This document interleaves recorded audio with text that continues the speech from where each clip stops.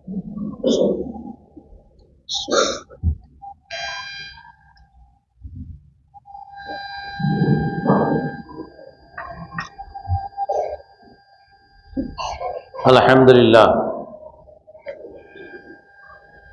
لله نحمده ونستعينه ونستغفره ونستهديه ونؤمن به ونتوكل عليه ونعوذ بالله من شرور أنفسنا ومن سيئات أعمالنا من يهده الله فلا مضل له ومن يضلله فلا هادي له وأشهد أن لا إله إلا الله وحده لا شريك له وأشهد أن محمدا عبده ورسوله الذي أرسله بالحق بشيرا ونذيرا وداعيا إلى الله بإذنه وسراجا منيرا الذي أرسله بالهدى ودين الحق ليظهره على الدين كله ولو كره المشركون الذي بلغ الرسالة وأدى الأمانة ونصح الأمة وكشف الغمة وجاهد في سبيل الله حق جهاده وتركنا على المحجة البيضاء ليلها كنهارها لا يزيغ عنها إلا هالك فأعوذ بالله من الشيطان الرجيم يا أيها الذين آمنوا اتقوا الله حق تقاته ولا تموتن إلا وأنتم مسلمون يا أيها الناس اتقوا ربكم الذي خلقكم من نفس واحدة وخلق منها زوجها وبث منهما رجالا كثيرا ونساء واتقوا الله الذي تساءلون به والأرحام إن الله كان عليكم رقيبا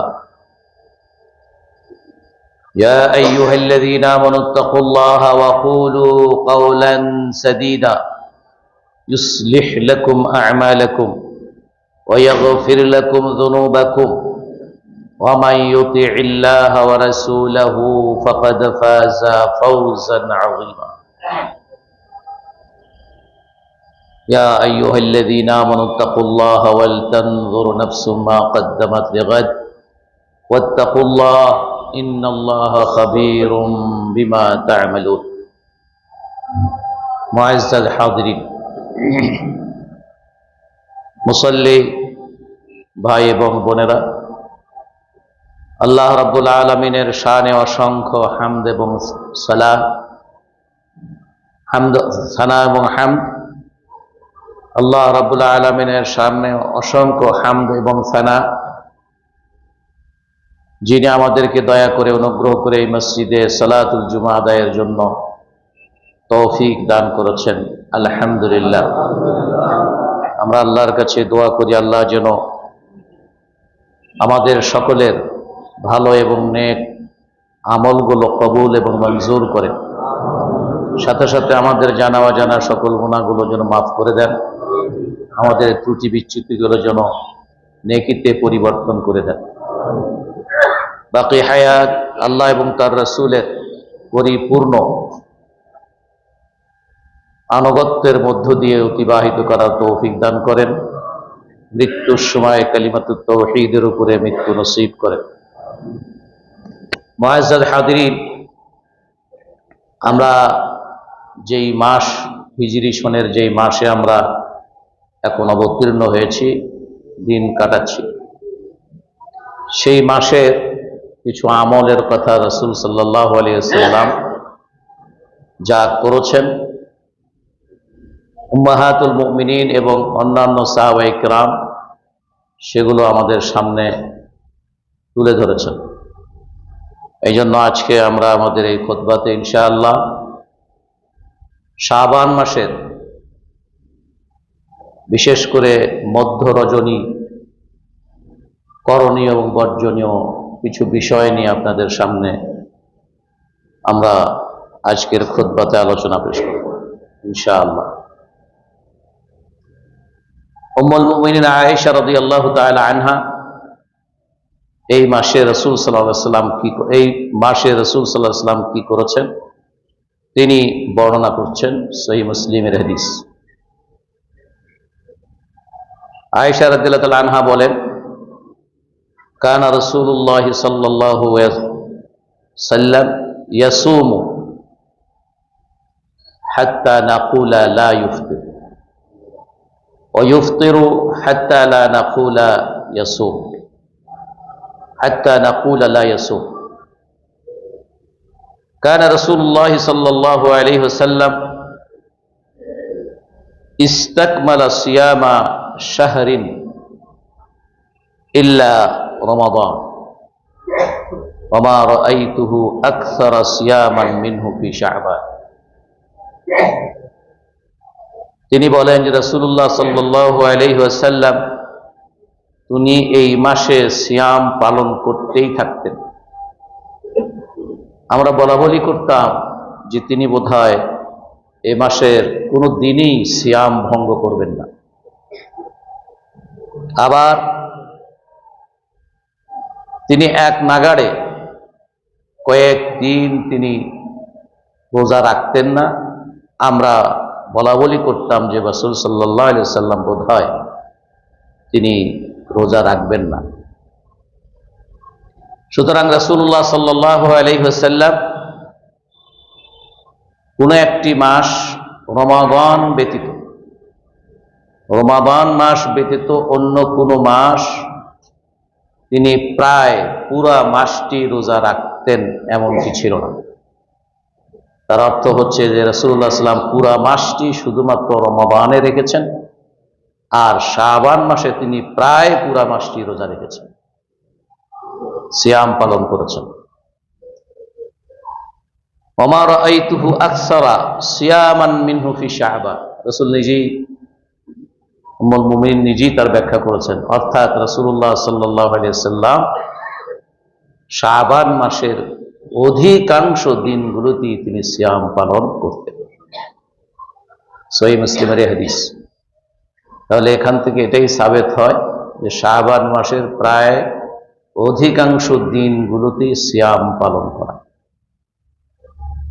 তো আমরা কিন্তু একটা দিনকে পালন করে থাকি ঘটা করে। অন্য একটি রওয়ায়াতে রাসূলুল্লাহ সাল্লাল্লাহু আলাইহি ওয়াসাল্লামের এই কর্ম সম্পর্কে আয়েশা রাদিয়াল্লাহু আনহা বলেন, লাম ইয়াকুন রাসূলুল্লাহ সাল্লাল্লাহু আলাইহি ওয়াসাল্লাম ইয়াসুমু শাহরান আকসারা মিন শাবান। এখানে আরো স্পষ্ট করে বলেছে যে রাসূলুল্লাহ সাল্লাল্লাহু আলাইহি ওয়াসাল্লাম শাবান মাস ছাড়া অন্য কোন মাসই তিনি এত বেশি দিন সিয়াম পালন করতেন না। আর আগের হাদিসে আপনারা শুনেছেন ইল্লা রমাদান, তবে রমাদান মাস পুরা মাসটি সিয়াম পালন করতেন। ফাইন্নাহু কানা ইয়াসুমু শাবানা কুল্লাহু, কেননা তিনি যেন শাবান মাসের পুরা মাসটি তিনি সিয়াম পালন করতেন। এবং বলতেন ওয়া কানা ইয়াকুল, এবং বলতেন খুযু মিনাল আমালি মা তুতিকুন, তোমরা যতটা তোমাদের সাধ্যে কুলায় তোমরা আমল করো, নেক আমল করো, ভালো কাজ করো। কারণ ফাইন্নাল্লাহা লা ইয়ামাল্লু হাত্তা তামাল্লু, কারণ তোমরা হয়তো নেক আমল করতে করতে তোমরা বিরক্ত হয়ে যাও, কিন্তু আল্লাহ সুবহানাহু ওয়া তাআলা তোমাদের এই আমল এবং তার প্রতিদান দিতে তিনি বিরক্ত হন না বা ক্লান্ত হন না। ওয়া ইন্না আহাব্বাল আ'মালি ইলাল্লাহি মা দামা ওয়া ইন খাল্লা। আরেকটি নীতির কথা রাসূল বললেন যে আল্লাহ সুবহানাহু ওয়া তাআলা তার বান্দারা যে আমলটি নিয়মিত করে, সেটা সংখ্যায় বা গুণগত যতই কম হোক না কেন, নিয়মিত যে আমল আল্লাহর বান্দারা করেন এই আমলটি আল্লাহর কাছে অধিক প্রিয়। ওয়া ইন্না আহাব্বাল আ'মালি ইলাল্লাহি মা দামা ওয়া ইন কাল্লা, যেটা যে আমলটি নিয়মিত করে তার সংখ্যা যতই কম হোক না কেন সেটা আল্লাহর কাছে বেশি পছন্দনীয়। সহিহ মুসলিমের হাদিস। এই মাসের আমল সম্পর্কে উসামা ইবনে যায়েদ রাদিয়াল্লাহু তাআলা আনহু তিনি বললেন যে রাসূলুল্লাহ সাল্লাল্লাহু আলাইহি ওয়াসাল্লাম এই মাসে কি করতেন। আন উসামাতা কুলতু ইয়া রাসূলুল্লাহ লাম আরাকা তাসুমু শাহরান মিনাশ শাহরি মা তাসুমু মিন শাবান। আপনাকে শাবান মাস ছাড়া অন্য কোনো মাসে এত বেশি দিন সিয়াম পালন করতে দেখি না। শাবান মাস ছাড়া অন্য কোনো মাসে এত বেশি পরিমাণ সিয়াম পালন করতে আমরা আপনাকে দেখি না। রাসূলুল্লাহ সাল্লাল্লাহু আলাইহি ওয়াসাল্লাম তার যখন ক্বালা যালিকা শাহরুন ইয়াগফুলুন নাস বাইনা রজব ওয়া শাবান, যে বাইনা রজব ওয়া রমাদান, যে রজব এবং রমাদানের মাঝখানে যেই মাসটি আছে সেটা কি শাবান।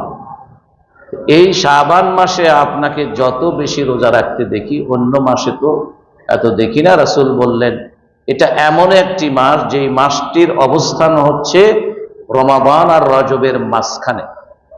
এই মাসটি সম্পর্কে লোকেরা উদাসীন থাকে, এই মাসটি সম্পর্কে রোজা, অথচ ওয়াহুয়া শাহরুন ইউরফাউ ফীহি মিনাল আ'মাল ইলা রাব্বিল আলামিন, অথচ এই মাসটিতে আল্লাহ রাব্বুল আলামিনের কাছে বান্দাদের আমল পেশ করা হয়। উহিব্বু আন ইউরফা আমালি ওয়া আনা সায়িম, তাই আমি চাই, আমি পছন্দ করি যে আমার আমলগুলো আল্লাহর সামনে পেশ করা হোক আর আমি যেন রোজাদার অবস্থায় থাকি।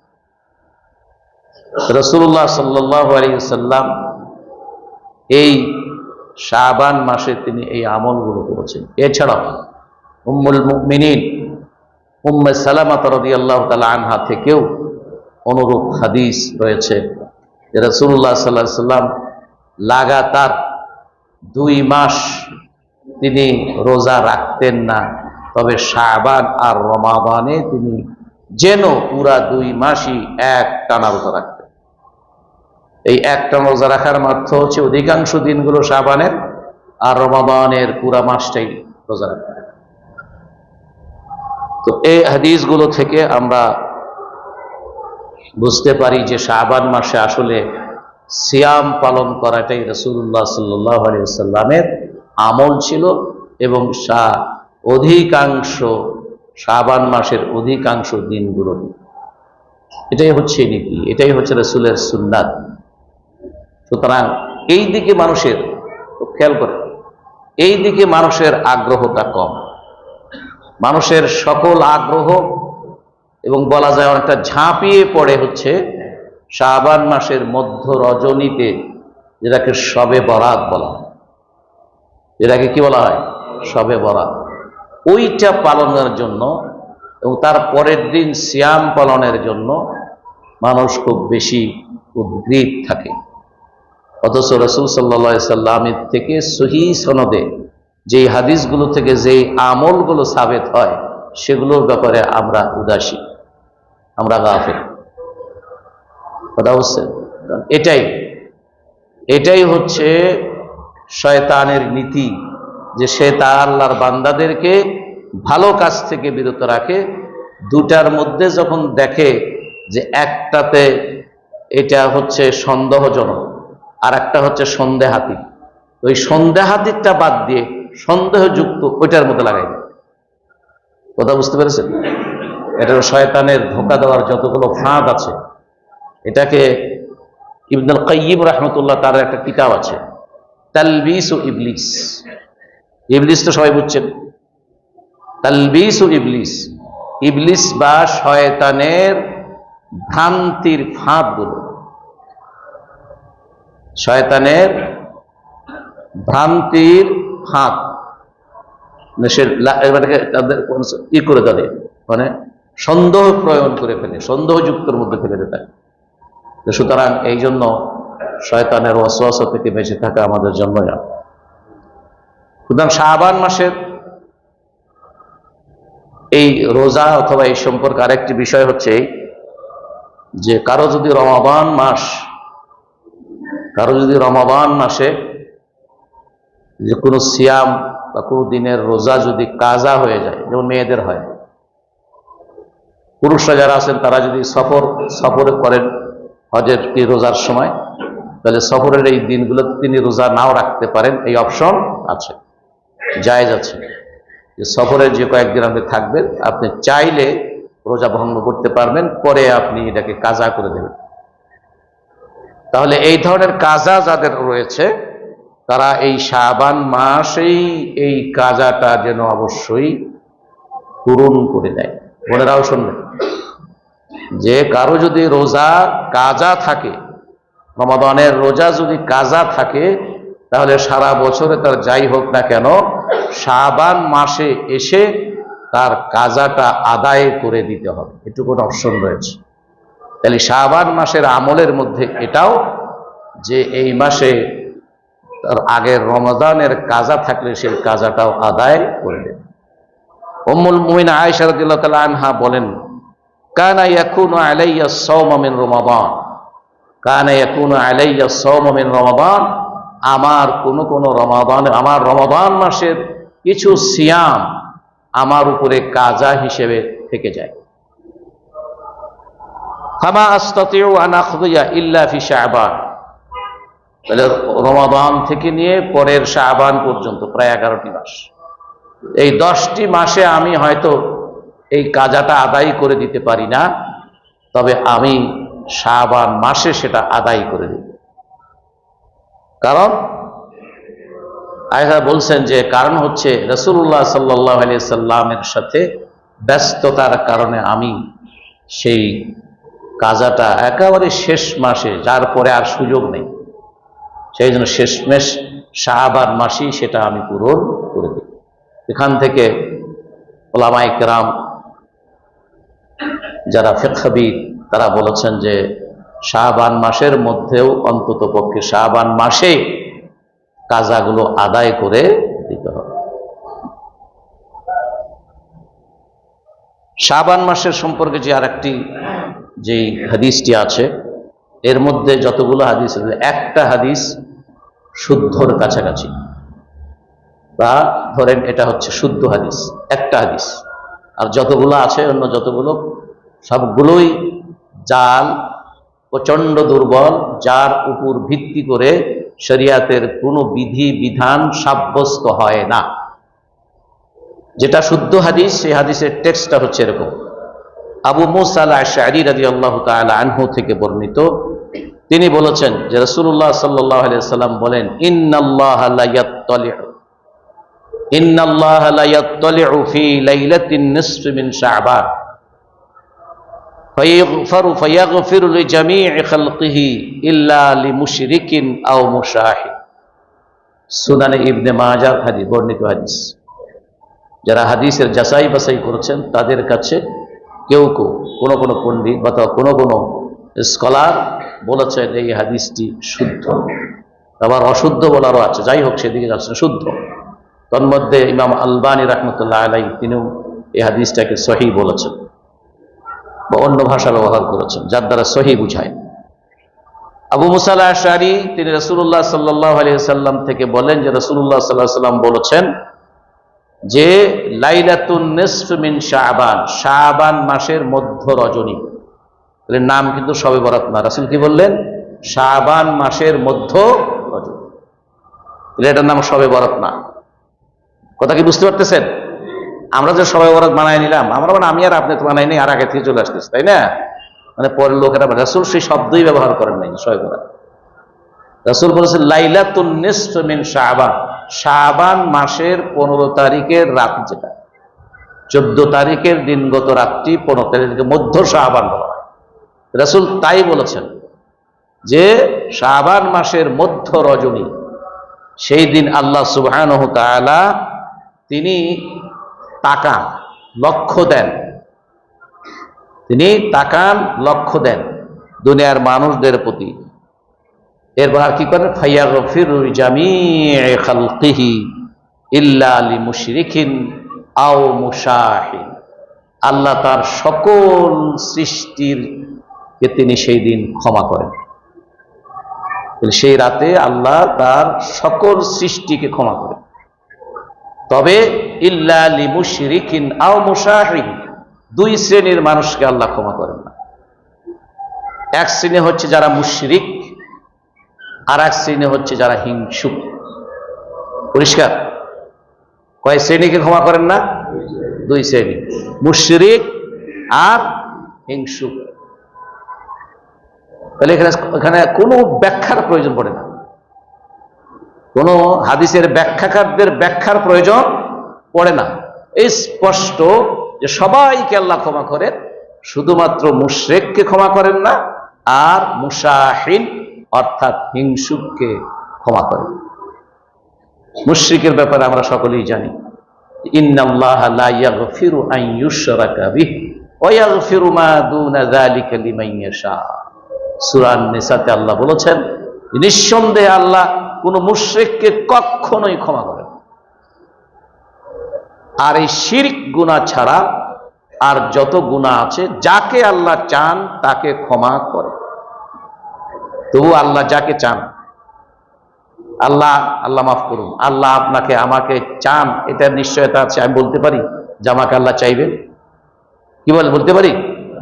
তাহলে আল্লাহ যাকে চান তারটা মাফ করতে পারেন, তবে মুশরিকের গুনাহ আল্লাহ মাফ করেন। এক। দুই হচ্ছে, আর যে হিংসুক তার গুনাহ আল্লাহ মাফ করেন। তাহলে আমরা তো ইনশাআল্লাহ এই হাদিস অনুযায়ী শুধু ওই দুই শ্রেণীর মধ্যে যেন না পড়ি, এটা ছাড়া আমি যে অবস্থায় থাকুক না কেন, আমি তো ওই রাতে আল্লাহ আমাকে মাফ করে দিবেন। আল্লাহ তো তার রাসূল এখানে কোনো আমলের বিনিময়ে মাফ করবেন তা তো বলেন। বলছে আল্লাহ তাকান এবং ওই রাতে তাকান এবং সকলের গুনাহ মাফ করে দেন। এই জন্য একজন স্কলার ডক্টর আব্দুল্লাহ মোহাম্মদ জাহাঙ্গীর, নাম শুনছেন আপনারা? অ্যাক্সিডেন্ট করে তিনি মারা গেছেন, আল্লাহ জান্নাত নসিব করুন। আমাদের বড় ভাই ছিলেন, খুব সম্পর্ক ছিল আমাদের মধ্যে, এমনকি পারিবারিকভাবে আমরা একসাথে সৌদি আরবে লেখাপড়া করেছি। উনি আমাদের সিনিয়র ছিলেন, 5 বছরের সিনিয়র ছিলেন।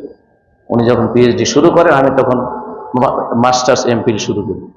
যাই হোক, তো তিনি বলেছেন যে এই জন্য ভাইয়েরা, আপনারা যদি সারা রাত এশার নামাজ পড়ে ফজর রাত পর্যন্ত সারা রাত যদি ঘুমান, তবু আল্লাহ আপনাকে মাফ করবে। তবু আল্লাহ কি করবে? মাফ করবে। শর্ত শুধু ওই দুইটা, মুশরিক আর হিংসুক। মুশরিকের ব্যাপারে তো আল্লাহ কোরআনে স্পষ্ট করে বলেছেন, শিরকের গুনাহ আল্লাহ কখনো মাফ করে না। শিরকের গুনাহ মাফের জন্য শর্ত একটাই, ঈমান আনা নতুন করে। অর্থাৎ যদি সে মুসলিম হওয়ার পর আবার শিরক করে, তাহলে নতুন করে ঈমান আনা। আর যদি একজন মুশরিক ব্যক্তি আগের থেকে সে যদি ইসলাম গ্রহণ করে, তাহলে তার আগের সকল গুনাহগুলো আল্লাহ মাফ করে দেন। আব্দুল্লাহ ইবনে আমর ইবনে আল-আস রাদিয়াল্লাহু তাআলা আনহু রাসূল সাল্লাল্লাহু আলাইহি ওয়াসাল্লামের কাছে যখন ইসলাম গ্রহণ করছেন,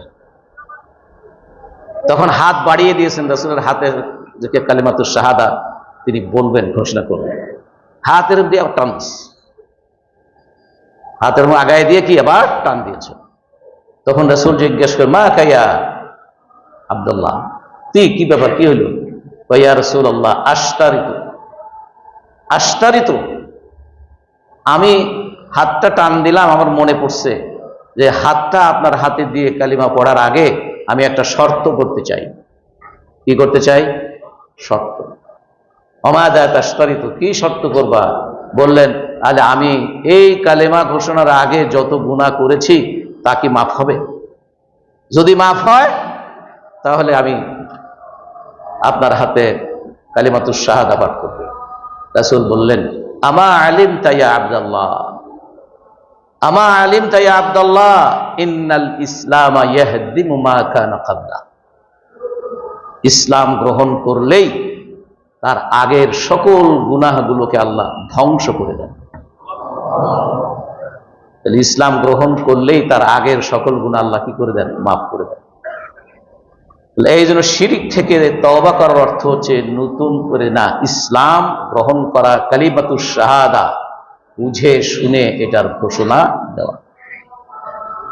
2 নম্বর হচ্ছে মুশাহিন, মানে হিংসুক। শাহান শব্দের অর্থ হচ্ছে মন ভরা হিংসা। শাহান শব্দের অর্থ হলো ভর্তি হওয়া, ভর্তি করা।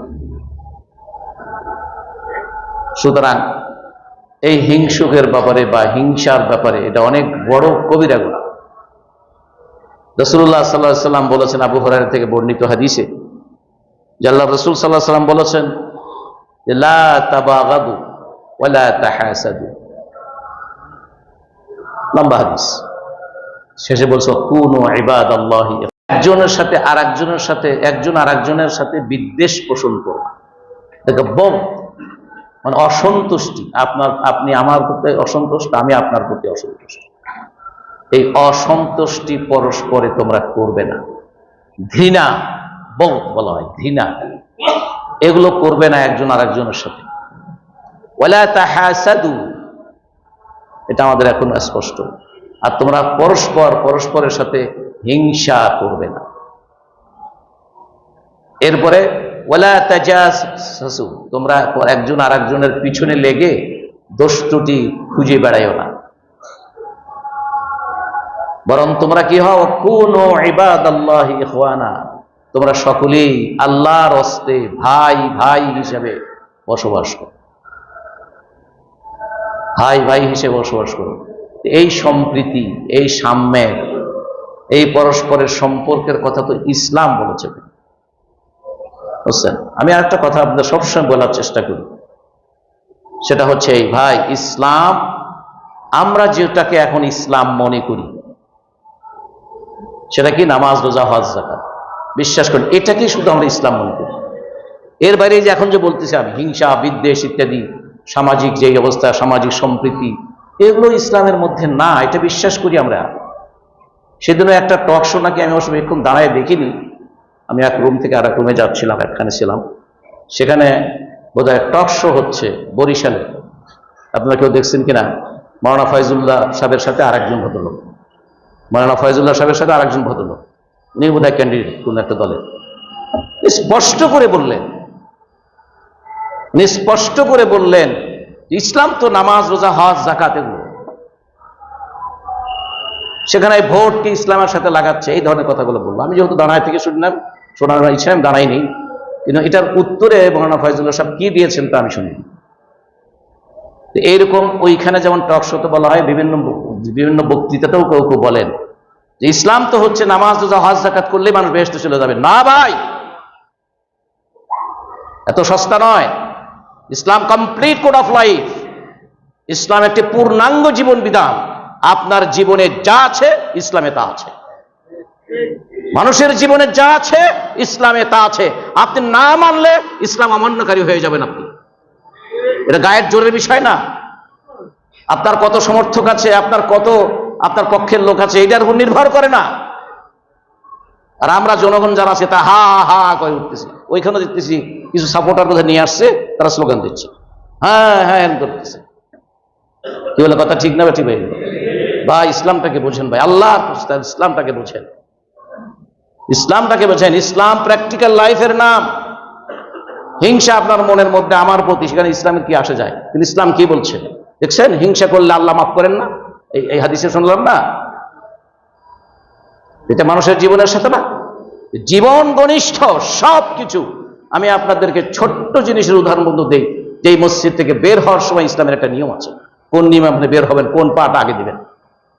এই জায়গা যদি থাকে তাহলে ইসলামের বড় বড় জিনিসের, বড় বড় জায়গার উপরে, যেখানে আপনার উপর ইনসাফ কায়েম হবে, যেখানে মানুষের কোনো বৈষম্য থাকবে না, পার্থক্য থাকবে না, কাউকে হিংসা করবেন না, বিদ্বেষ করবেন না, কারো সাথে শত্রুতা করবেন না, ইত্যাদি যে জিনিসগুলো আছে যেগুলো মানুষের জীবনে শান্তি আনায়, আর আপনি বলছেন ইসলাম সেখানে নাই। ইসলামকে অস্বীকার করার নামান্ত, এটা কোনো আবেগ থেকে বলছি না ভাই। আপনাদের যেহেতু দিনের কথা শোনানোর জন্য মসজিদের খতিব থেকে বলছি, এই জন্য যেটা ইসলাম সেটি আপনি নিজে জানেন, নিজে পড়েন। এই জন্য তো রামায়ণটাও ইত্যাদি অন্যান্য ধর্মের লোকদের, তাদের পুরোহিতরা শুধু পড়বে, সাধারণ লোকরা তারা পড়বে না, জানবেও না। কিন্তু আপনি ইসলাম, কোরআন এবং সুন্নাহ আপনার জন্য ওপেন। আপনার মৌলবীর ছেলে হইতে হবে না, কোন মুহাদ্দিসের ছেলে হইতে হবে না। তো সুতরাং এই আয়াতগুলো এগুলো কোথায় যাবেন? আমার খালি মনে হচ্ছিল, আমি জানি না মাওলানা ফয়জুল হক সাহেব ওনাকে কি জবাব দিয়েছেন, কিন্তু ওই জায়গায় মনে করেন আমি থাকলে আমি ওনাকে আগে জিজ্ঞাসা করতাম, আপনি কি এই আয়াতগুলো কি পড়েছেন কোরআনে? কারো কথার দরকার নাই, অমুক স্কলার কি বলেছেন, অমুক স্কলার, সেটা টোটাল দরকার নাই। আপনি কোরআনে কারিমের এই আয়াতগুলো আপনি কি পড়েছেন? যদি পড়ে থাকেন অথবা শুনেছেন, যদি শুনে থাকেন, আপনি বিশ্বাস করেন কি করেন? আমি এটা বলতাম না, পাল্টা প্রশ্ন করতাম। কারণ যে কোরআনকে বিশ্বাস করবে তার সাথে আমি তর্ক করবো, যে কোরআনকে বিশ্বাসই করবে না। কারণ আমার তো পুঁজিবাতি হলো কোরআন এবং সুন্নাহ। কি বলেন? ইসলামকে স্টাবলিশ করতে হলে আমার পুঁজিটা কি? কোরআন এবং সুন্নাহ। সেই কোরআন এবং সুন্নাহকে যদি আপনি নাই মানেন, তাহলে আপনার সাথে তর্ক নেই, আমার আপনার সাথে আমার কোনো বিতর্ক নেই। তো সুতরাং সম্মানিত ভাই এবং বোনেরা, ইসলাম হচ্ছে প্রত্যেকটি জিনিস এবং এগুলোর হিসাব আপনাকে দিতে হবে। আপনি সোজা কথা মনে করলেন যে আল্লাহ রাসূল বলতেছেন ওই দিনে আল্লাহ সকলকে মাফ করবে, শুধু হিংসুককে মাফ করবে না। শুধু হিংসুক কারণ কি? আবার আর এক হাদিসে রাসূল কি বলছেন, পরের হাদিস, আরেকটা হাদিস, ইয়াকুম ওয়াল হাসাদ, ইয়াকুম ওয়াল হাসাদ ইন্নাল হাসাদা ইয়াকুলু হাসানাত কামা তাকুলুন নারু আল হাতাব। তোমরা সাবধান, হিংসা থেকে তোমরা সাবধান থাকো, কারণ তোমার মনের ভিতরে আরেকজনের প্রতি হিংসা তোমারই নেক আমলগুলো একেবারে জ্বালিয়ে পুড়িয়ে ছারখার করে দেয়, খেয়ে ফেলে, যেমন আগুন কাঠ কুন্ডা জ্বালিয়ে ভস্ম করে দেয়। এগুলো চারটিখানি কথা হলো এটা। এই কেন আপনার প্রতি আমার হিংসা? ইসলামের লাভ ক্ষতি, আল্লাহর ক্ষতি কি?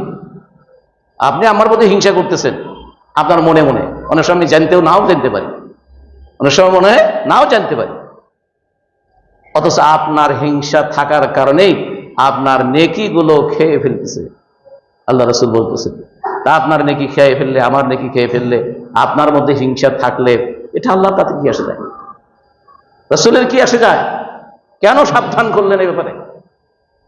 কারণ এই হিংসা পরস্পর শত্রুতার জন্ম দেয়। আপনি যখন আমাকে হিংসা করবেন, কোন ফাঁকে কোন ভাবে আপনি আমার ক্ষতি কামনা করছেন, তারপরে আপনি ক্ষতি চাচ্ছেন, কোন সময় সুযোগ পেলে ক্ষতি করে ফেলবেন, এটা দিয়ে তো একটা সম্প্রীতি, এটা ভালোবাসার বন্ধন একটা সমাজ গড়ে ওঠে না, থাকে না। রাসূল সাল্লাল্লাহু আলাইহি ওয়াসাল্লাম কি বলেছেন? মাসালুল মুমিনিনা ফি তাওয়াদ্দিহিম ওয়া তারাহুমিহিম ওয়া তাআতুফিহিম কামাসালি জাসাদিন ওয়াহিদ ইযা ইশতাকা মিনহু উযবুন ফাশতাকা লাহু সাইরুল জাসাদা লাহু সাইরুল জাসাদি বিসসাহরি বিল হুম্মা ওয়াস সাহর। যে মুমিন মুসলমানদের পারস্পরিক সম্পর্ক ভালোবাসার দিক থেকে, হৃদ্যতার দিক থেকে, সহানুভূতির দিক থেকে একটি শরীরের মতো। একটি শরীরের অঙ্গ যদি অসুস্থ হয়, তাহলে তার জন্য সমস্ত শরীর অসুস্থ হয়ে যায়। ভাই, আমরা যখন জ্বর আসে অথবা আমরা যখন মনে করেন পায়ের কোনো আঙ্গুল, এই আমার এইটুকু ব্যথা করতে শেষ করতে দেবে, এইটুকু এখান থেকে ব্যথা বলতে, কয়েকদিন আগে ডাক্তার ওষুধ খাচ্ছি, পরে দেখুন তার ঠিক হচ্ছে না, পরে কালকে আলমানার এক প্রফেসরের কাছে গেলাম, তো যাই উনি বললে মাসল পেইন, বা তেমন ভয়ের কিছু নেই, কিছু টেস্ট মেস্ট দিল, যাই হোক। তো এইটুকু একটু ব্যথা করতেছে, একটু আমি 1 মাস ধরে আমি অস্বস্তি ভোগ করতেছি, চরম অসুস্থতা ভোগ করতেছি। তাহলে এইটুকুন তার তো সারা শরীর তো ভালো আছে।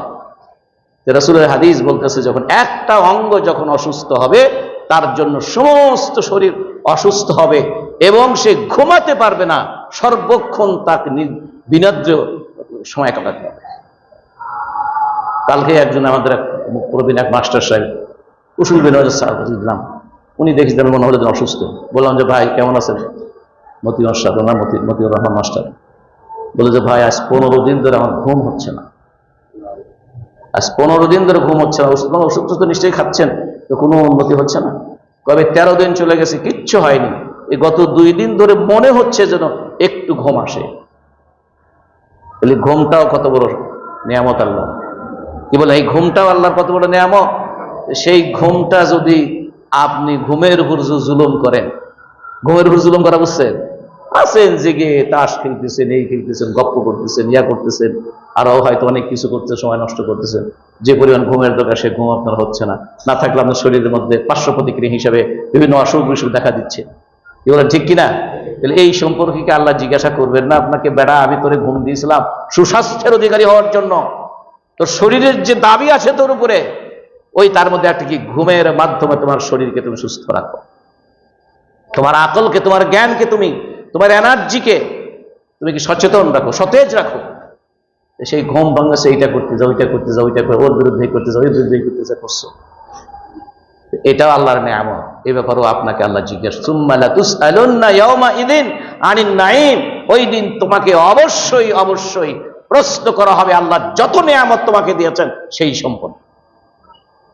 ওয়া রাব্বিকা লানাসআলান্নাহুম আজমাইন আম্মা কানু ইয়ামালুন, তোমার হে রাসূল আপনার রবের কসম, ওদের সকলকেই, মানে মানুষদের সকলকেই জিজ্ঞাসা করা হবে কি সম্পর্কে?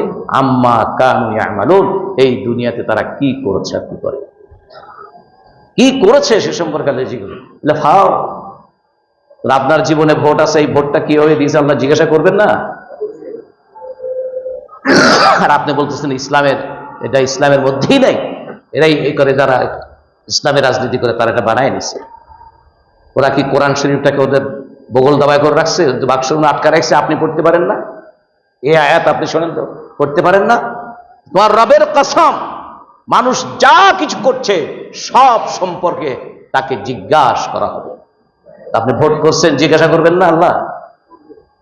আল্লাহ বলছেন, ইয়া আইয়ুহাল্লাযীনা আমানুত্তাকুল্লাহ ওয়া কুনু মা'আস সাদিকিন, হে ঈমানদার, ইয়া আইয়ুহাল্লাযীনা আমানু, কাদেরকে বলতেছে আল্লাহ?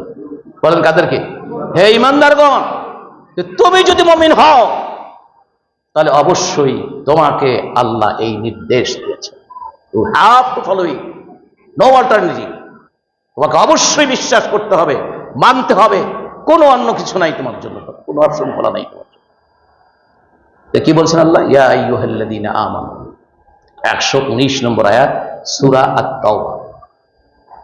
আপনারা এখানে আছেন, বিভিন্ন দলের লোকজন থাকতে পারেন, এগুলা বুঝেন ভাই, সবকিছুর ঊর্ধ্বে উঠে কোরআনের কথাগুলো বুঝেন, কোরআনের এই কথাগুলো বুঝেন,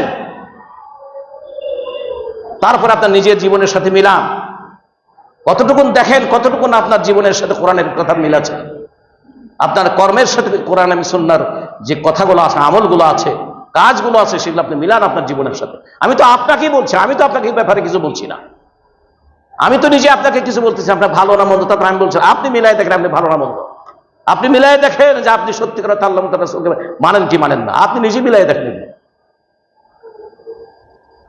তো সুতরাং আল্লাহ কি বলছেন তাহলে সূরা আত-তাওবার 119 নম্বর আয়াতে, হে ঈমানদারগণ তোমরা তাকওয়া অবলম্বন করো। তাহলে আপনাকে আমাকে তাকওয়া অবলম্বন করতে, হোয়াট ইজ তাকওয়া? হোয়াট ইজ তাকওয়া?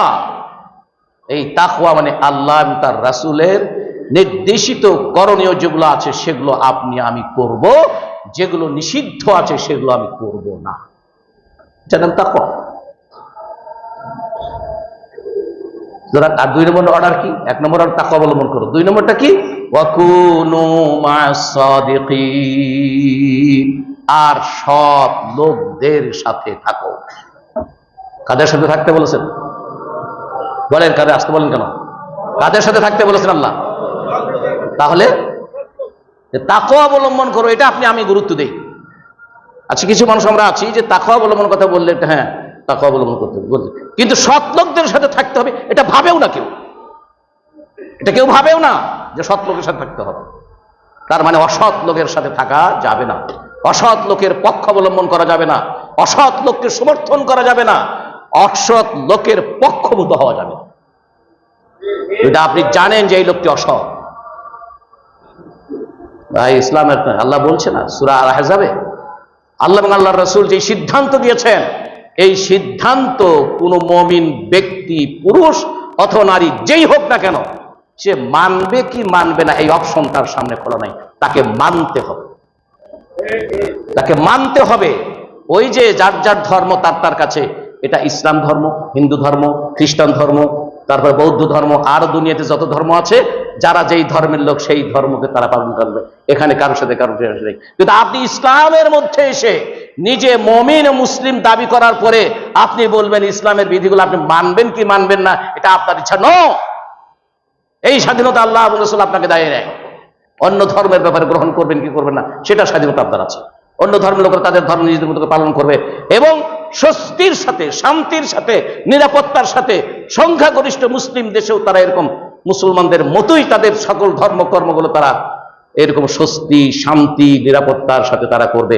কোন প্রকারে তাদের কোনো ধর্মীয় উৎসব পালনের ক্ষেত্রে তাদের মধ্যে যদি কোনো অস্থিরতা এবং অনিরাপত্তা, অশান্তি সৃষ্টির ভয় থাকে, যা রাষ্ট্র দায়ী থাকবে আল্লাহর কাছে। রাষ্ট্রকে এটা প্রতিষ্ঠা করতে হবে শান্তির সাথে নাগরিক হিসেবে। সুতরাং সম্মানিত ভাইয়েরা, বোনেরা, এই জন্য ইসলাম পরিপূর্ণরূপে গ্রহণ করার জন্য, ইসলামের মধ্যে পরিপূর্ণরূপে প্রবেশ করার জন্য আমি না, আল্লাহ আপনাকে নির্দেশ দিয়েছেন। ইয়া আইয়ুহাল্লাযীনা আমানু দুখুলু ফিস-সিলমি কাফা ওয়া লা তাত্তাবিউ খুতুওয়াতিশ শাইতান।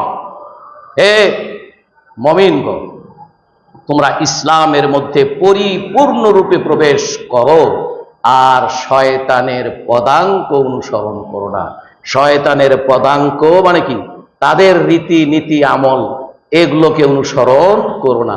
সেটা অবশ্যই শয়তানের পথ, আমল, কাজ, কর্ম। এটা কি ইসলাম সম্মত না ইসলামের বিপরীত?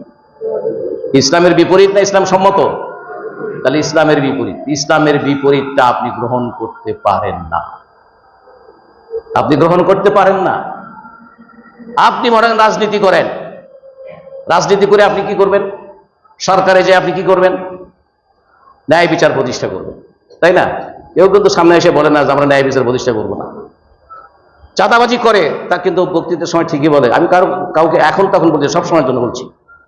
আবার কিন্তু প্রকাশ্যে বক্তৃতার সময় ঠিকই বলে চাঁদাবাজ মুক্ত আমরা করব।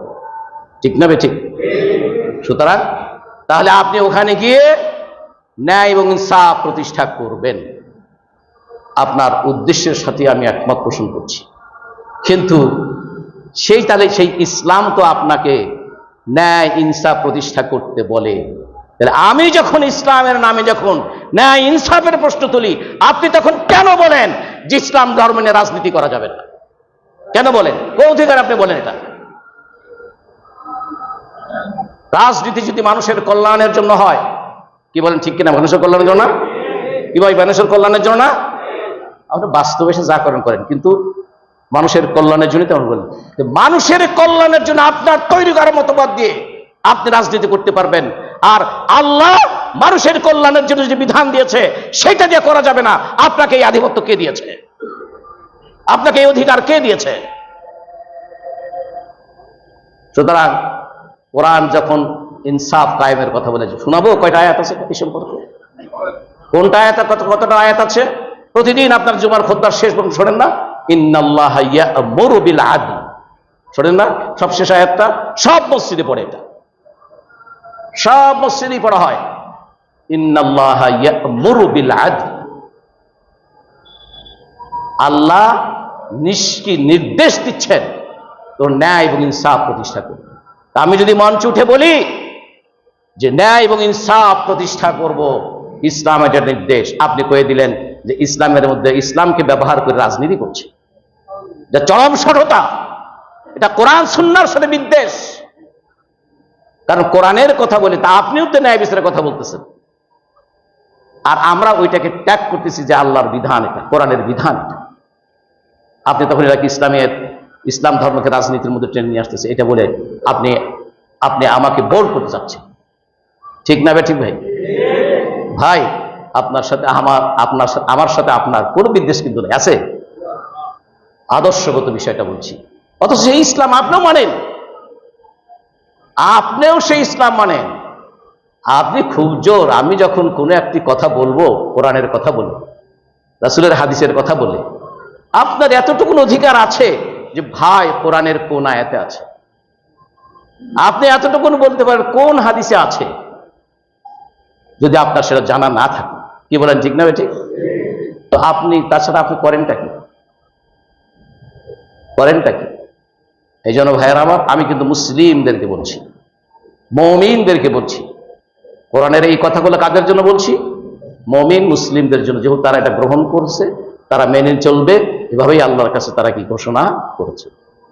আর এগুলো প্রতিষ্ঠা হলে সকল মানুষের কল্যাণ হবে। কি হবে? সকল মানুষের কল্যাণ হবে। তোমরা ফাতনা, ফাসাদ, বিশৃঙ্খলা, অন্যায়, অশান্তি সৃষ্টি করো না। কার কথা এটা? আল্লাহ। করো না। ওয়ালা তুফসিদু ফিল আরদি, বাদা ইসলাহিহা, এই দুনিয়াটা, এই পৃথিবীটা আল্লাহ একেবারে প্রথম থেকে সংশোধিতভাবে এবং সুন্দর সমাজ আল্লাহ মানুষকে দিয়েছিলেন। মানুষরা নিজেরা এখানে বিশৃঙ্খলা সৃষ্টি করেছে। সেই দিন আল্লাহ বলছেন লা তুফসিদু ফিল আরদি বাদা ইসলাহিহা, আল্লাহ এটাকে মানুষের বসবাস উপযোগী একটি সুন্দর, একটি নিরাপদ বসবাসের জায়গা হিসেবে এই জমিনটাকে আল্লাহ রেখে দিয়েছেন। কিন্তু মানুষকে এখানে পাঠানোর পরে তোমরা এটাকে নষ্ট করেছো। এই জন্য আল্লাহ বলছে ওয়ালা তুফসিদু ফিল আরদি, এই জমিনে তোমরা বিশৃঙ্খলা, অশান্তি, অন্যায় এবং অপকর্ম তোমরা করো না। সুতরাং ভাইয়েরা আমার, মানুষ জীবনে যত কিছু আছে সব কিছুর বিধান এই কোরআনে এবং এই সুন্নাতে আছে। কথা বলছেন? কিন্তু যখন মসজিদে বসে আমরা শুনি তখন তো মনে হয় ঠিক মতো আমল করবো, কিন্তু বাইরে গেলে অন্যের খপ্পরে পড়ে যাই, তাই না? অন্যের খপ্পরে পড়ে যাই। এই খপ্পরটাকে আল্লাহ বলছেন ওয়ালা তাত্তাবিউ খুতুওয়াতিশ শাইতান, শয়তানের যতগুলো ফাঁদ আছে, শয়তানের যতগুলো তরিকা আছে, শয়তানের যতগুলো পথ আর মত আছে, এগুলোর অনুসরণ করো না। কারণ শয়তান তোমাদের জন্য বা তোমাদের প্রকাশ্য দুশমন। সম্মানিত ভাই বোনেরা, তাই আমরা বলছিলাম যে এই শাবান মাসের আল্লাহর কাছে মাপ পেতে হলে ওই মধ্য রজনীতে কোনো কাম না করে, কোনো আমল না করে আমি আর আপনি মাপ পেতে পারি আল্লাহর কাছে যদি মুশরিক না হই আর যদি হিংসু না হই। আল্লাহ যেন আমাদের জন্য সেটা কবুল ও মঞ্জুর করে। বারাকাল্লাহু লানা ওয়া লাকুম ফিল কোরআনিল আযীম ওয়া নাফা'আনি ওয়া ইয়্যাকুম বিমা ফীহি মিনাল আয়াতি ওয়ায যিকরিল হাকীম। আকুলু কওলি হাযা ওয়া আস্তাগফিরুল্লাহ লি ওয়া লাকুম ওয়া লিসাইরিল মুমিনিন ফাস্তাগফিরু ইন্নাহু হুয়াল গফুরুর রহিম।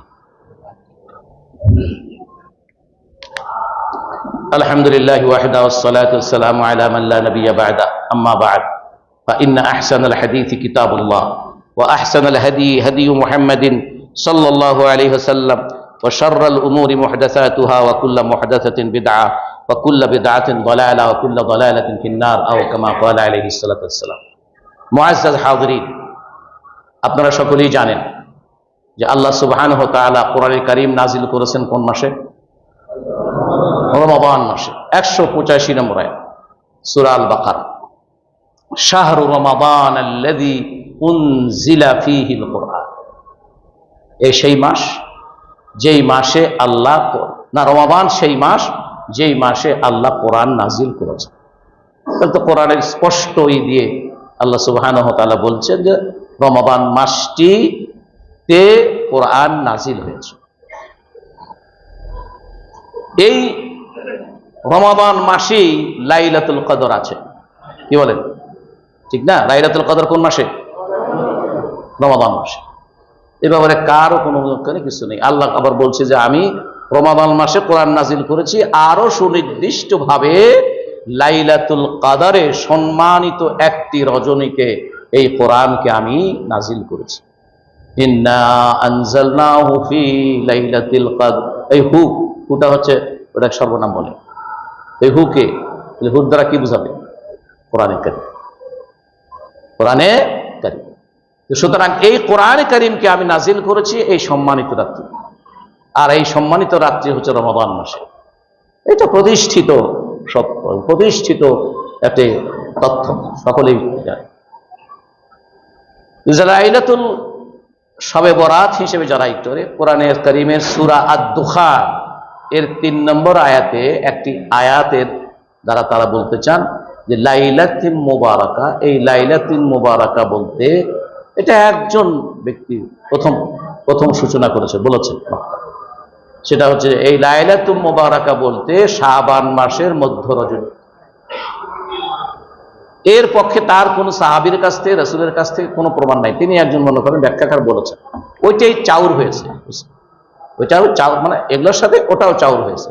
এই জন্য দেখবেন কোনো কোনো বক্তারা, কোনো খতিবরা মসজিদ থেকে বলে যে লাইলাতুল মুবারাকা হতে শবে বরাত বোঝানো হয়েছে। তাহলে ওখানে অর্থ হচ্ছে আমি ইন্না আনজালনাহু ফি লাইলাতিল কদর। পুরো আয়াতটা এরকম কদর। আর এই 3 নম্বর আয়াত সূরা আদ-দুখানের ইন্না আনজালনাহু ফি লাইলাতিন, এই পর্যন্ত কিন্তু আগেরটা এটা একই। ওখানে আছে ফি লাইলাতি আল কদর, আর এখানে মোবারক। ওইখানে যদি লাইলাতুল কদর রমজান মাসে হয়, এইখানে লাইলাতুল মোবারক মানে কি, একটা কল্যাণময় রজনী, তার মানে সম্মানিত রজনী, একই তো কথা নাকি বলে? তো সুতরাং সেটার দ্বারা শাবান মাসের মধ্য তারিখ, মধ্য রাত কেমনে হয়? অন্য কোনো প্রমাণ আর নেই, অন্য কিছু আর নেই। এটাকে সেই ব্যক্তি উনি বলেছেন যে লাইলাতুল মোবারক বলতে শাবান মাসের মধ্য রজনী অথবা 14 তারিখের দিনগত রাত। 14 তারিখের দিনগত রাতে কি এই কোরআন নাজিল হয়েছে? কোনো প্রমাণ নেই। কোরআন হচ্ছে রমাদান মাসে এবং তার লাইলাতুল কদর রমাদান মাসের নির্দিষ্ট একটি রাত্রি। সেই রাত্রিটা হাদিসে বিভিন্ন রকম বলা আছে, বেজর রাতের কথা বলা হয়েছে, তারপরে 25, 26, 24, 27, 29 ইত্যাদির মধ্যে 27কে বেশি প্রাধান্য দেওয়া হয়েছে ইত্যাদি, সে বিষয়গুলো আছে। তো সুতরাং সম্মানিত ভাইরা, এই জন্য ওই আয়াত নিয়ে বিভ্রান্তিতে পড়ার কোনো সুযোগ নাই। ওখানেও আল্লাহ বলছেন ইন্না আনজালনাহু ফি লাইলাতিন মুবারাকা, অর্থাৎ একটি বরকতপূর্ণ, কল্যাণময়, সম্মানিত রাত্রিতে আল্লাহ কোরআনকে নাজিল করেছেন। সুতরাং আয়াতগুলোর মধ্যে কোনো পারস্পরিক বিরোধিতা। আমল কবুল হওয়ার জন্য, আমল যে কোনো আমল যেটা আল্লাহর কাছে ইবাদত হিসেবে কবুল হওয়ার জন্য দুটো শর্ত। একটি শর্ত হচ্ছে সেই আমলটি কোরআন এবং সহিহ সুন্নাহ দ্বারা প্রতিষ্ঠিত, মানে সাবেত হতে হবে। এটা আমলটা যখন সাবেত হয়ে গেল, এবার সেটা কবুল হওয়া না হওয়া দুইটা কাজের উপর নির্ভর করে। একটি হচ্ছে এই যে এই আমলটা করতে হবে ইখলাসের সাথে, নিষ্ঠার সাথে, অর্থাৎ আমি এই কাজটি করছি শুধুমাত্র আল্লাহর সন্তুষ্টির জন্য। দুই হচ্ছে সেই কাজটি সম্পন্ন হতে হবে রাসূলুল্লাহ সাল্লাল্লাহু আলাইহি ওয়াসাল্লাম ওই কাজটি তিনি যেভাবে সম্পন্ন করেছেন সেই অনুযায়ী হবে। এই জন্য সংক্ষেপে হচ্ছে ইখলাস, আর আছে রাসূলুল্লাহ সাল্লাল্লাহু আলাইহি ওয়াসাল্লামের শিখানো তরিকা বা পদ্ধতির ভিত্তিতে, তাহলে সেটা কবুল হয়। রাসূলুল্লাহ সাল্লাল্লাহু আলাইহি ওয়াসাল্লাম তিনি নিজে এই শবে বরাতের ব্যাপারে এর কোনো ওই রকম হাদিস নেই, যেখানে একটা হাদিস তারা বললাম এগুলো সব দূর। রাসূলুল্লাহ সাল্লাল্লাহু আলাইহি ওয়াসাল্লাম আয়েশা ঘুমাচ্ছেন, তাকে রেখে উনি চলে গেছেন ইয়েতে, বাকি, ওই যে জান্নাতুল বাকি যে বলা। আসলে আমরা এইসব দেশের মানুষরা আমরা বলি জান্নাতুল বাকি, আর ওরা কিন্তু কেউ জান্নাতুল বাকি, বাকি আল গারকাদ বলে। যারা হজে যান খেয়াল করে দেখবেন যে আল বাকি বলে, আল বাকি আল গারকাদ। বাকি ও জায়গাটার নাম, স্থানটার নাম কি? আল বাকি। আরো প্রসিদ্ধ আল গারকাদ, ওই ওই মহল্লার একটা নাম হিসেবে আরো স্পেসিফিক। এই জন্য আমরা বলি জান্নাতুল বাকি সাধারণত। তো যাই হোক, তিনি গেলেন সেখানে, যে তিনি সেজদায় পড়ে গিয়ে আল্লাহর কাছে মাপ চাইছেন। আয়েশা তাকে না পেয়ে, বিছানায় না পেয়ে, হাত দিয়ে দেখে নাই, তিনি উঠে এখানে খোঁজেন সেখানে খোঁজেন, খুঁজে নাকি তাকে বাকিতে পাইছে, পায় সেখানে সেজদারত অবস্থা দেখছে। তাহলে এই হাদিস দিয়ে রাসূল সাল্লাল্লাহু আলাইহি ওয়াসাল্লাম, যিনি সব মানুষকে সত্যটা বলবেন, যারা তাই কল্যাণ করে সেটাই তার উম্মতদেরকে জানাবেন, কাছের স্ত্রীকে উনি ঘুমায় রেখে দিয়ে তারপরে বাকিতে গেলেন, কবরস্থানে গেলেন। তো সেই কবরস্থানে গিয়ে কি ইবাদত করা যায়? কি বলেন? মনে হয় জানেন না আপনারা। ইবাদতের জায়গাতে মসজিদ অথবা নিজের ঘর, কবরস্থানে যায় তো কোনো ইবাদত নেই, আছে? কোন ইবাদত নেই। তাহলে সেটা কি, এটা সাধারণ আকলও কি বলে যেটা হাদিস সত্য হাদিস? সুতরাং ভাইয়ের আমার, এটা দ্বারা কোনো কিছু প্রমাণিত হয় না। রাসূল সাল্লাল্লাহু আলাইহি ওয়াসাল্লাম ওই দিন সারা রাত তিনি ইবাদত বন্দেগী করছেন, তারপরে তিনি পরের দিন রোজা রাখছেন, এগুলো তো কোনো প্রমাণ নেই। সেই জন্য এই যে বললাম যে আল্লাহ রাসূল বলেছেন, মান আহাদাসা ফি আমরিনা হাযা মা লাইসা মিনহু ফাহুয়া রাদ, যারা আমার এই দিনের ভিতরে এমন কিছুকে নতুন সংযোজন করে আমাদের অনুমোদন, অর্থাৎ আমরা যেটা করি নাই, এমনকি আমার সাহাবীরা যেটা করেছে তারাও করে নাই, আর আমি সেটা আমার সামনে সাহাবীরা করেছে আমি কিছু বলিনি, তাহলে বলা আমার অনুমোদন, এটা সেটা আমার কি অনুমোদন, তাহলে সেটা প্রত্যাখ্যাত হবে আল্লাহর কাছে। সুতরাং ভাইয়ের আমার, আমরা এই মাসে, শাবান মাসে বেশি বেশি করে রোজা রাখবো। সোমবার বৃহস্পতিবার তো আছেই, আইএম বিদগুলো তো আছেই, এই দিনগুলো ছাড়াও আরো যে খোলামেলা দিনগুলো আছে সেই দিনগুলো তো আমরা বেশি বেশি করে সিয়াম পালন করার চেষ্টা করব। তাহলে রাসূলুল্লাহ সাল্লাল্লাহু আলাইহি ওয়াসাল্লামের আমলের সাথে মিলবে, উনি যেই মাসে বেশি রোজা রাখছেন সেটার সাথে মিলবে। আর ওই হাদিস যেটা একটু নির্ভুল বিশুদ্ধ, সেটার আলোকে আল্লাহ রাসূল বলছেন যে আল্লাহ সকলকে মাফ করে দেবে। তাহলে এই সকল জেনারেল মাফের মধ্যে জেনারেল অ্যামনিস্টির মধ্যে আমি তো আছি সেখানে। শুধু আমার দুইটা শর্ত পূরণ করতে হবে, আমার দ্বারা যেন কোনো শিরক না হয়ে থাকে, আর আমার মনের মধ্যে যেন কোনো কারো প্রতি হিংসা বিদ্বেষ না থাকে। তাহলে আমরা এই মধ্য রজনীর এই রাতটা কিন্তু আমরা আমাদের ইখলাস, আর যারা যারা প্রতিদিন নিয়মিত তাহাজ্জুদ পড়ে তারা তো তাদের নিয়ম মতো উঠবে, তারা তাহাজ্জুদে নামাজ পড়বে, কথা বলছেন। আবার ধরেন যদি সেই দিন পরের দিনটা যদি বৃহস্পতিবার হয়, পরের দিন যদি বৃহস্পতিবার হয়, সোমবার হয়, এই বেচারা সোমবার বৃহস্পতি রোজা রাখে, তাহলে দেখা 14 তারিখের পরের দিন 15 তারিখে যদি ওই বৃহস্পতিবার সোমবার যদি আছে, তিনি রোজা রাখবেন অ্যাজ ইউজুয়াল, কথা বুঝছেন। সুতরাং এই বিষয়গুলো যদি আমরা যতক্ষণ পর্যন্ত আল্লাহ এবং তার রাসূলের অনুমোদিত ইবাদত বন্দেগী আমল আখলাক যেগুলো আছে সেগুলো আমরা সেরকম আমল করলে আমাদের জন্য কল্যাণকর। আল্লাহ আমাদের তৌফিক দান করুন। ইবাদাল্লাহ সাল্লু আলা নবিয়িকুম হাইথু আমারাকুম রাব্বুকুম বিসসালাতি ওয়াসসালামু আলাইহি ফাকাল ইন্নাল্লাহা ওয়া মালাইকাতাহু ইউসাল্লুনা আলান নবী ইয়া আইয়ুহাল্লাযীনা আমানু সাল্লু আলাইহি ওয়া সাল্লিমু তাসলিমা আল্লাহুম্মা সাল্লি ওয়া সাল্লিম বারিক আলা মুহাম্মাদ ওয়া আলা আলিহি ওয়া সাহবিহি ওয়া সাল্লাম। وارض اللهم عن الصحابة خصوصا أبي بكر وعمر وعثمان وعلي وعن بقية أصحاب رسول الله صلى الله عليه وسلم أجمعين وعن التابعين لهم ومن تبعهم بإحسان إلى يوم الدين وعنا معهم بجودك وكرمك ورحمتك يا أرحم الراحمين. ربنا آتنا في الدنيا حسنة وفي الآخرة حسنة وقنا عذاب النار. ربنا ظلمنا أنفسنا وإن لم تغفر لنا وترحمنا لنكونن من الخاسرين.